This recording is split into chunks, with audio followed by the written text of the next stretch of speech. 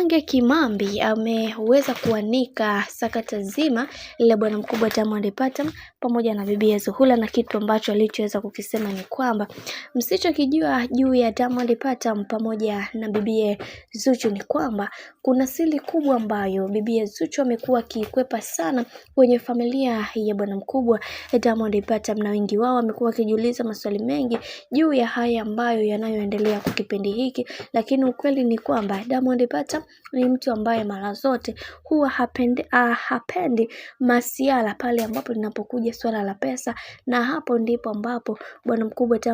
Diamond Platnumz alipoamua kuweza kufanya maamuzi magumu ya kutaka kuweza kuwafanya watu wengine wasiamini kwenye kile ambacho yeye anachokiamini, na wengi wao waliweza kumzungumzia na kusema ya kwamba Diamond Platnumz ni mtu wa kitofauti sana, lakini siku hizi mambo yamekuwa tofauti na tumeweza kuona jinsi ambavyo anavyopambana kuweza kuwafanya watu wengine waweze kumuelewa zaidi, na wengi wao walitamani kuweza kuona bibi bwana mkubwa